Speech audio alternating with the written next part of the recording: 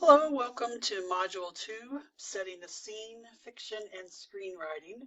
In Module 1, the focus was on theme with the two genres of poetry and nonfiction.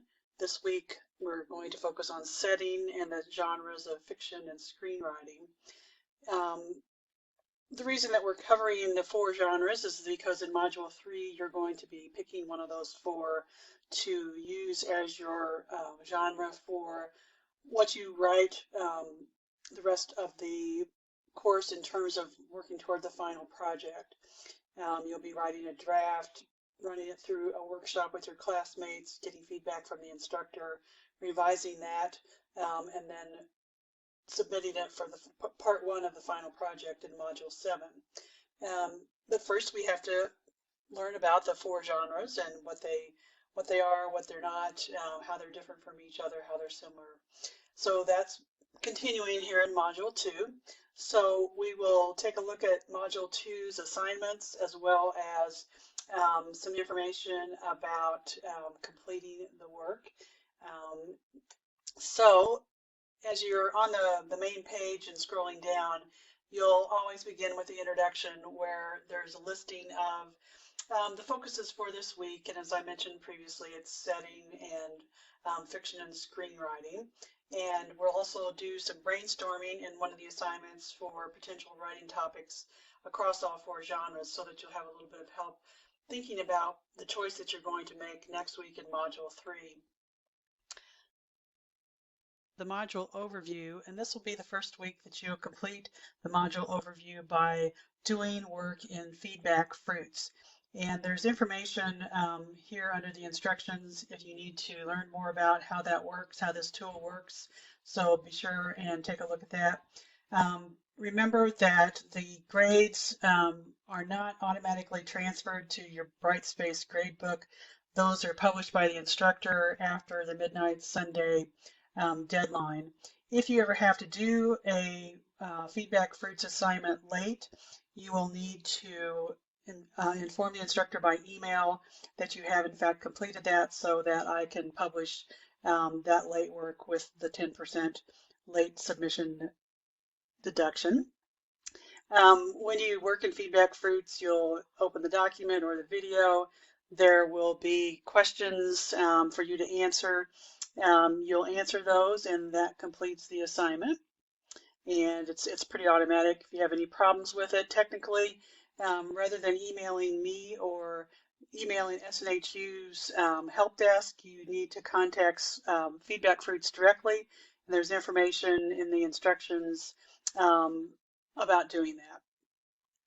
Then next, we move on to reading and resources with the required resources listed. This week, as last week, there are important readings in the textbook, the e-textbook. In Chapter 4, there are specific sections that you need to read, and also in Chapter 5. Remember that you only have to read the assigned sections, so because there's lots of other reading and assignments as well, don't do any reading that you don't have to do. So be sure that you're checking the list here before you start reading. Also, as always, you have some links to some additional resources beneath the textbook readings. The first one is Types of Genres, a literary guide. This is a really helpful list of the different kinds of genres with some additional information provided by SNHU. It's part of the information that they present for their degree programs in creative writing. So that's a really important one to start thinking about what I want to write in terms of what I enjoy reading, what I've found interest in reading, what I've been inspired by, and thinking about where does that desire, that focus fit into a genre type. Second is a short story that is a really good example of about the length of story that you're going to be writing if you choose fiction for your final project. It's about 1,200 words long. Sometimes that's considered flash fiction, but it'll give you a clear idea both of some of the other tools of writing a short story, but also length and how having a beginning, a middle, and an end is handled in such a short story. So be sure you read that one. Then we have some screenplays. And again, be sure that you're reading the instructions because you only have to pick one of these and you only have to read the first few pages, like 3 to 5 pages of the screenplay. There are a couple things to take note of in the listings here. First of all, each of the titles gives you a little bit of information, a little summary about what it focuses on. But there are also some tags for the second two, violence, blood, strobe warning, etc. Those are there to provide a heads up if you're sensitive to any of those areas, um, that you might not want to pick either one of those two. You might want to instead pick past lives, and that's fine. It's totally up to your preferences. For instance, the strobe warning, I get migraine headaches, and sometimes they're triggered by flashing lights. So having that strobe warning there is really helpful to me, and I would not view that one. Then there is a video interview with the author of the first screenplays, Past Lives. It's really interesting because she talks a lot about where the idea came from, how it formed into the idea for actually doing a screenplay, and how she went about developing that. Um, I really like interviews where authors talk about their process because that's one of the ways that I learn a lot about things that I can use myself in my own process. Then after the video interview, there is a reading, um, how to write the first 10 pages of a screenplay, which is kind of a step-by-step um, suggestions for how you can get a screenplay started, what the first 10 pages should include, etc. It also is giving you some examples of how they're formatted, which can be helpful if you think that maybe that's the genre that you might want to focus on for your final project. Then following the required readings, there's also some additional optional support. And I always like to recommend ones that I thought were particularly helpful. The ones that I focused on this time was the Reading the Art of Literary Olfaction. This is a short essay, a nonfiction essay, about using the sense of smell in creative writing, and how powerful it is to use, and how unused it is for most writers, that we tend to use visual detail rather than the other 5 senses, and all of the senses, especially the sense of smell, can really connect your reader to a scene, to a character. So this is a really good essay about how using the sense of smell is so important. And then the other one that I would recommend is the last one, Fiction versus Nonfiction, Definitions and Example. This is another article from Grammarly where it presents that discussion about what's fiction, what's nonfiction, what's creative nonfiction, where do the two meet, how are they similar, how are they different. So where you had the required reading that listed the different genres, this is a more close-up examination of fiction versus nonfiction. And again, this might be useful for you as you're beginning to think about what you want to do for the final project. Next, we have the first numbered assignment. The module overviews are also an assignment each week, so but they don't number those. They only number the ones that aren't the module overviews. So this week we do not have a discussion. Instead, we have, first of all, the creative journal assignment, and you've already done one of those in Module 1. So the important things to note, as always with the journal assignments, is that there are 2 parts. You'll be producing a creative work, and there are specific instructions about what that should be. In this case, it's create a paragraph of fiction or 1 page of a screenplay that demonstrates the setting. So the focus needs to be on the setting rather than theme, which was last week's focus, or any other. You need to really focus on setting. And then the reflection questions are asking you to think a little bit more deeply about the particular genre that we're focusing on and setting in that genre. Be sure that you answer the questions, all of them that are asked. For instance, in the first one, which genre, fiction, or screenplay did you choose to apply setting? And then the most important part of this question is the second question, why? And the why answer should be 2 to 3 sentences of you explaining why you chose one over the other. because that shows that you're thinking about those kinds of choices, because in Module 3 you're going to be asked to make that choice ultimately for the final project. So you want to demonstrate that you're giving some thought and you're reasoning behind that. And then the second bullet point, why does your chosen genre appeal to you? Be sure that you again answer that fully. These are short essay answer actually. So provide some examples of why does it appeal to you? How do you connect to it? Is it easy is it because it's easy for you since you've done it before, or is it a challenge you want to accept? Whichever it is, be sure that you give us more than just the obvious answer. Tell us a little bit more about that. Again, to show your reasoning process, your thought process. Then the next one, describe your writing process. How did you go through actually producing the creative work from the first part? Did you do some kind of brainstorming? Did you do an outline? Did you make notes? Did you just sit and think about it, which is a perfectly okay part of the writing process? But describe your writing process, and that should be 3 or 4 sentences. And then finally, choose one of the writing examples provided in the resources and point out or describe the setting depicted in the required reading sample that inspired you. For instance, if you're examining the use of setting in a screenplay, discuss how the sample script effectively portrays the setting to the audience. Now, obviously, this question is set up to check to see if you're actually doing the readings, the assigned readings. But beyond that, it's asking you to start reading like a writer, to start thinking about how is it being done in this sample that I've looked at. If you're looking more closely, if you're not just reading for what happens, not just reading for the end of the story, see where it ends up, but reading as a writer, trying to pay attention to how the writer has crafted the words, the sentences, the paragraphs, especially with setting in this assignment. If you are examining, for instance, the screenplay, look specifically at how setting is presented in a script, as opposed to if you're picking fiction, it's done differently. So again, you're reading as a writer, looking closely, trying to analyze the craft. How is this constructed? Rather than, what does it mean? What's the plot? We're looking at how it's constructed.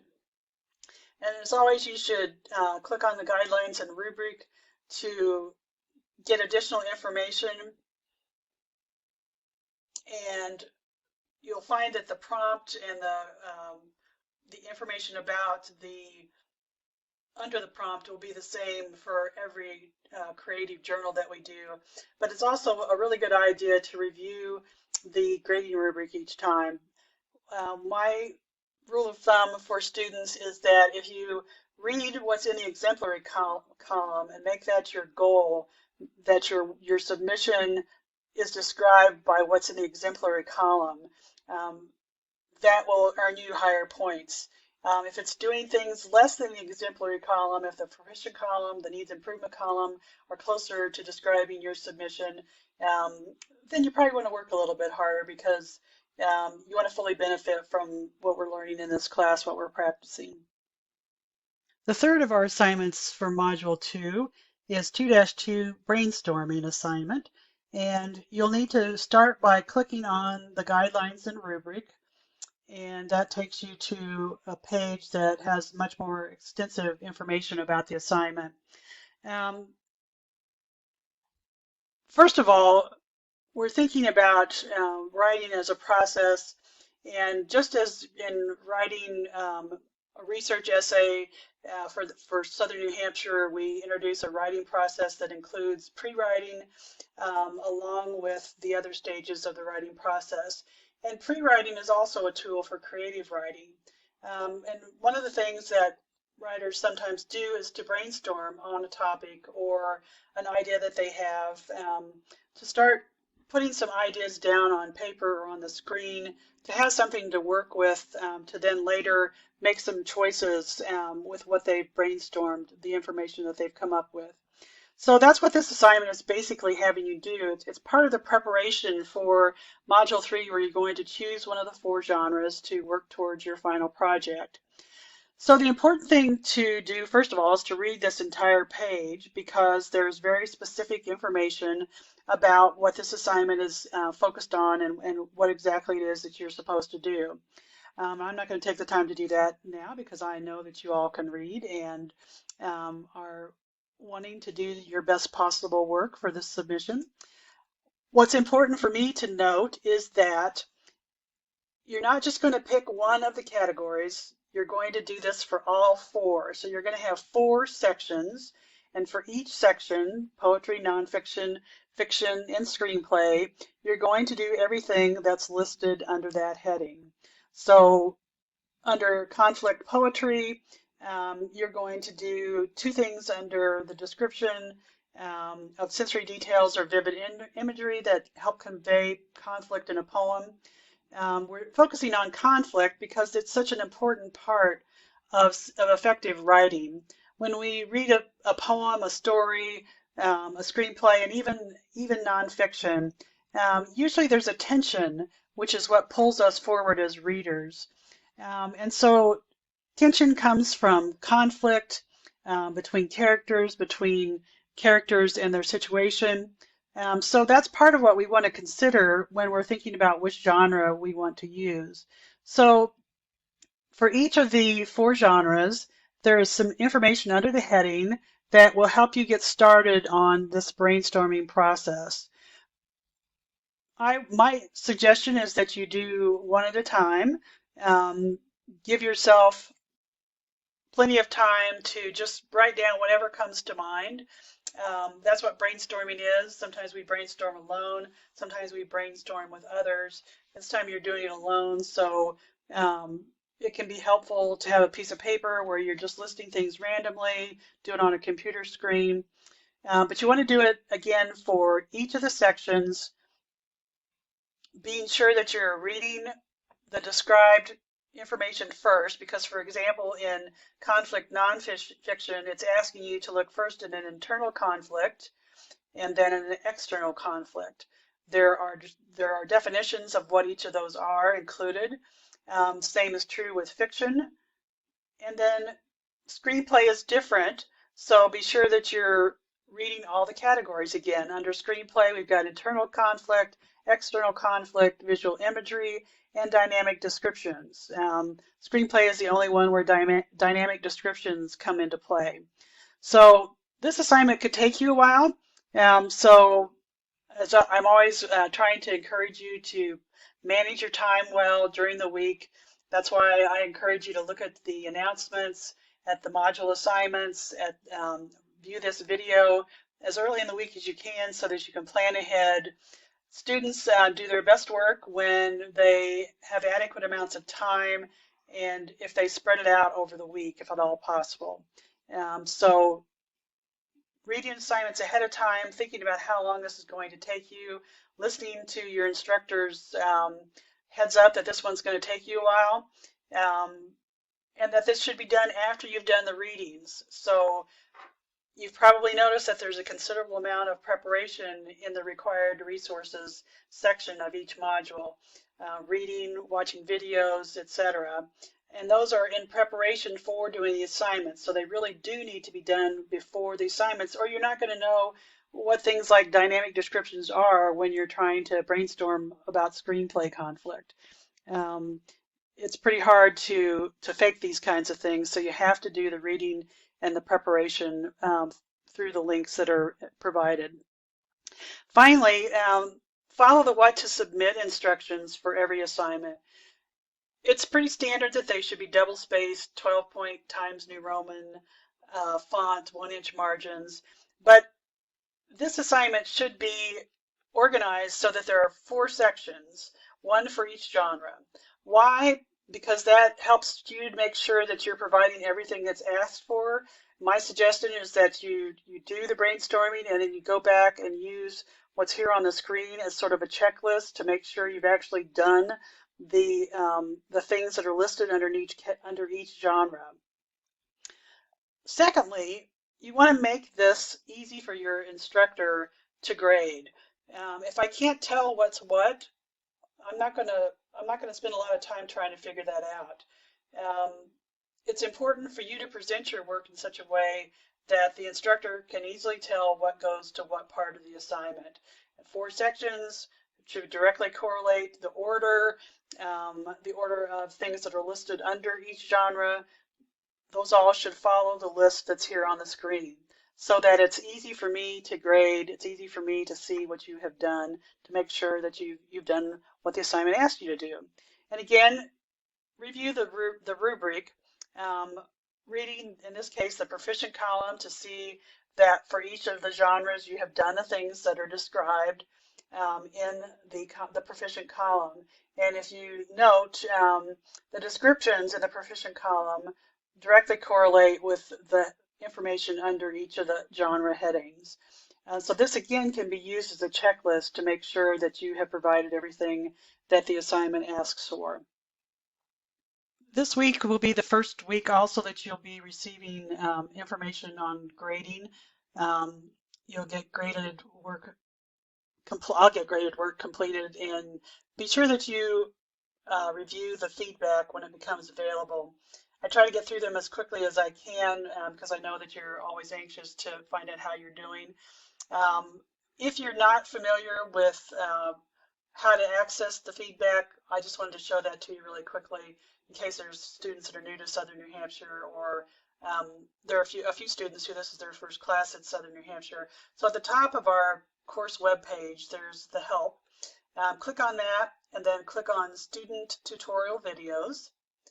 And there is a whole list of everything that you're going to run into in the Brightspace learning environment, which is what our learning platform is. And you want to click on feedback and grades, and that will start a video that will show you what to click on, where to go to get information on the grades that you've received, as well as the feedback that you've received with that grade.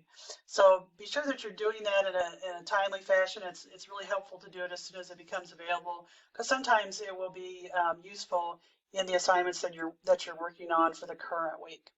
Again, use the general questions discussion if you do have questions about assignments or any of the resources during the week.